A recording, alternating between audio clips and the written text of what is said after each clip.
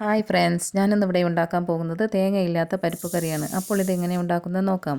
വേവിക്കാനെടുത്ത കുക്കറിലേക്ക് 1.5 ഗ്ലാസ് തൂരപ്പരിപ്പ് കഴുകിയ ശേഷം 3/4 ടീസ്പൂൺ മഞ്ഞൾപ്പൊടി, ഉപ്പ് ആവശ്യത്തിന്, പരിപ്പ് അളക്കാനെടുത്ത അതേ ഗ്ലാസ്സിൽ 4 ഗ്ലാസ് വെള്ളമൊഴിച്ച് തീ ഓണാക്കി ഹൈ ഫ്ലെയിമിൽ പരിപ്പ് ഉടഞ്ഞു വെന്തു പോകുന്ന രീതിയിൽ 5 വിസിൽ വെച്ച് വേവിച്ചെടുക്കാം. കുക്കറിൻ്റെ പ്രഷറെല്ലാം പോയതിന് ശേഷം മാത്രം തുറന്ന് എടുക്കാം. ഞാനിവിടെ എടുത്തത് ചെറിയ കഷ്ണം മത്തൻ, 2 ക്യാരറ്റ്, 3 തക്കാളി. ക്യാരറ്റ് മീഡിയം സൈസാക്കി നീളത്തിൽ മുറിച്ചെടുക്കാം. മത്തങ്ങയുടെ തൊലി മുഴുവനായിട്ട് കളയാതെ കുറച്ച് തൊലി വച്ച് മുറിച്ചെടുക്കാം.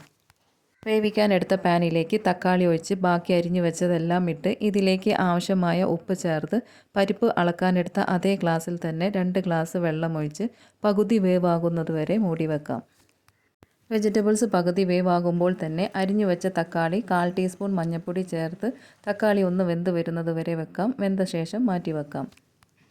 പരിപ്പ് കറി ഉണ്ടാക്കാനെടുത്ത പാനിലേക്ക് വെളിച്ചെണ്ണ ഒഴിച്ച് 1/2 ടീസ്പൂൺ കടുക് ഇട്ട് പൊട്ടി വരുമ്പോൾ തന്നെ 12 ചെറിയുള്ളി, 6 അല്ലി വെളുത്തുള്ളി, 1/2 ടീസ്പൂൺ നല്ല ജീരകം ഇതെല്ലാം ചതച്ചെടുത്ത് പാനിലേക്ക് ഇട്ട് കൊടുക്കാം. തീ മീഡിയം ടു ലോ ഫ്ലെയിമിൻ്റെ ഇടയിൽ വെച്ച് ഉള്ളി വാടി വരുമ്പോൾ തന്നെ 1/4 ടീസ്പൂൺ മുളക് പൊടി ഇട്ട് ഒന്ന് ഇളക്കിയ ശേഷം വേവിച്ച് വെച്ച പരിപ്പ് ചേർത്ത് കൊടുക്കാം.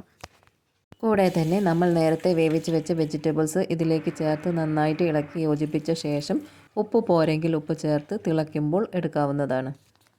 നിങ്ങൾക്ക് വേണമെങ്കിൽ ഈ ഒരു സമയത്ത് 1/2 ഗ്ലാസ് ചൂടുവെള്ളം ചേർത്ത് കൊടുക്കാവുന്നതാണ്. പരിപ്പ് കറി തണിഞ്ഞു വരുമ്പോൾ കട്ടി കൂടുതലായി വന്നേക്കും. അപ്പോൾ ഇതുപോലെ ഒന്നുണ്ടാക്കി നോക്കിയിട്ട് ഫീഡ്ബാക്ക് അറിയിക്കാൻ മറക്കരുതേ.